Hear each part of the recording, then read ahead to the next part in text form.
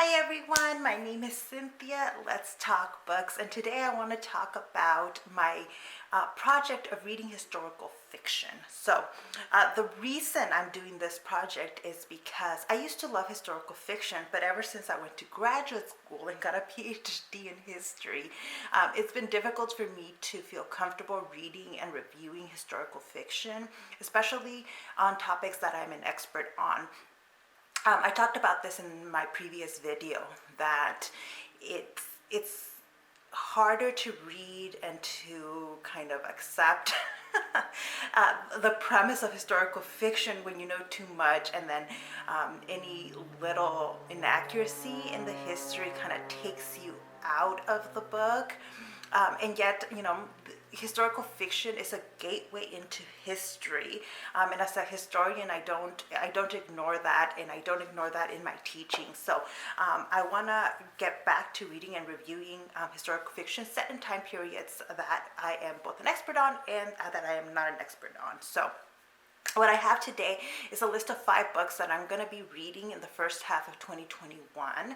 I will review them in wrap-ups, and then also do a video at the end talking about my experience reading these books. A lot of them, or a few of them, are set in World War II, in France during World War II. That is a period in which you get a lot of historical fictions set in, and it's also a period that I am an expert in. But the first one that I want to talk about, that's on my list of this, I'm going to call this series "Historians Read Historical Fiction." Probably a historian, because it's just going to be me for now. But the first one is a series that I've actually seen a lot of historians that I follow on social media give really good reviews to, and this is the first book in the Thomas Cromwell series by Hilary Mantel, and the first one's Wolf Hall. I think the third book just came out in 2020, and a lot of people really like it. It's one of these bestseller series, instead of reading the most recent book, I thought I would go back and read the first in the series. So this is one set during the reign of Henry VIII, and dealing with a lot of the politics, it seems like, of the era. This is not a topic that I'm necessarily an expert in, but it is one that a lot of historical fiction engages with, both in book format and in like movies and TV. That people are very fascinated by Henry VIII. When you go around killing all your wives and changing the religion of an entire country, it's a big deal. So that's going to be one of the ones I'm going to read.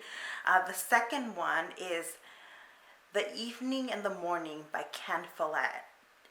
This is a prequel to the Kingsbridge series that is set in what is described as the Dark Ages. I have read one other Ken Follett book. I liked it. It was an audiobook, and because his books are long, that book was ideal for listening to in my commute. And I enjoyed it. I didn't find a whole lot of glaring, historical inaccuracies there. What I have learned, though, about Ken Follett is that he is despised by historians because he takes a lot of liberties with the history. And I am expecting to be a bit infuriated by this one just right away, because the Middle Ages in Europe keep getting described as the Dark Ages, and guys, it was not. You get the Renaissance right after the Middle Ages, and I dare you all to tell me what the dates of those 2 time periods are.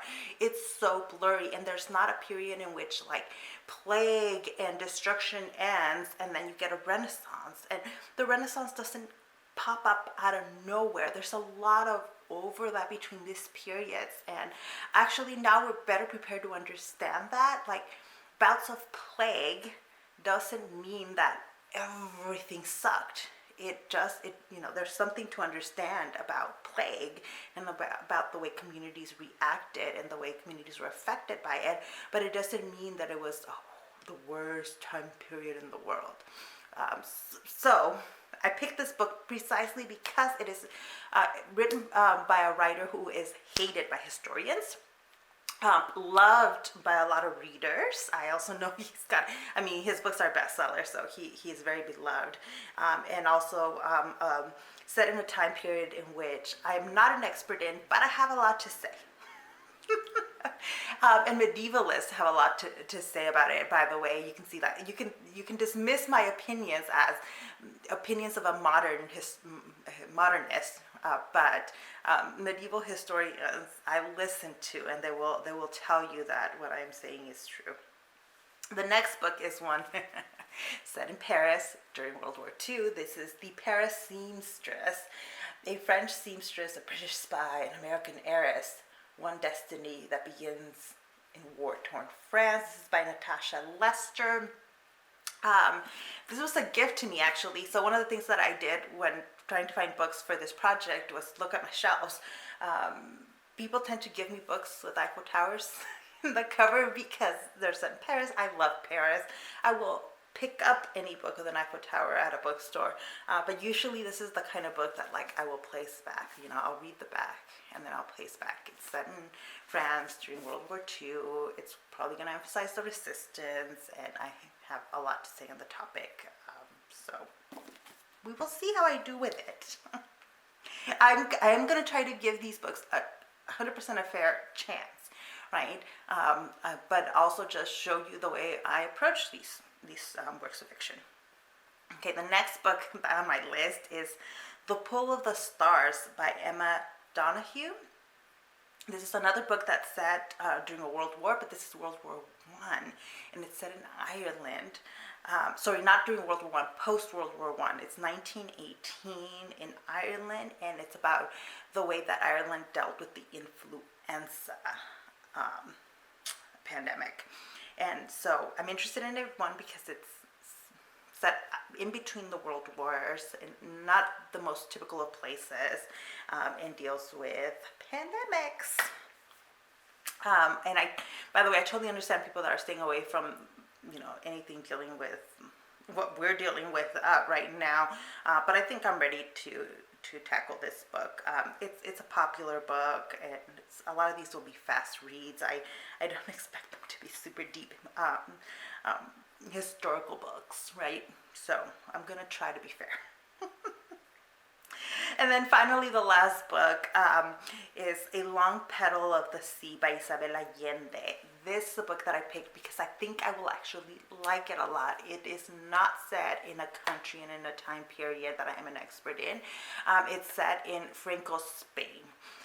My best friend is a historian of Spain, and specifically wrote her dissertation about, her dissertation is set during the Franco regime in Spain. So, well, I'm not an expert on it. I've had some a lot of secondhand contact with Franco's Spain through one of my best friends. So I think I will like this book because it's an Isabelle Allende book, and because I'm interested in the topic, but not, I don't know too much about it. So these are the 5 books that are in my reading historical fiction projects, but I'd like to open up, and I don't know how many books I would pick, but I want to ask you for recommendations on what historical books you would like to see me specifically review. I've already read some of the big ones set in World War II in France. So what was it? I forget the 2 titles of it. I'll put titles up of these 2 books I know are really big, Pulitzer Prize winning, super bestsellers set in France during World War II. I'll try to organize my screenshots of this one I liked, this one not so much. The emotional payoff was there for both books, but I had issues with those. I reviewed these 2 2 years ago, so if I remember to do it, I'll link those videos down below if you're interested. But those 2 books I've already. But other than that, I will welcome recommendations.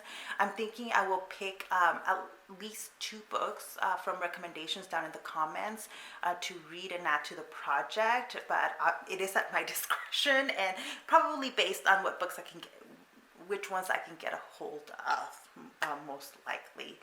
So leave me all your recommendations down below. Even if I don't add your books to my project, I will add them to my TBR for future iterations of this project. So that's really useful for me. So thank you so much. If you leave a comment down below, let me know what you think about this project, and thank you so much for watching this video. I will see you in the next one.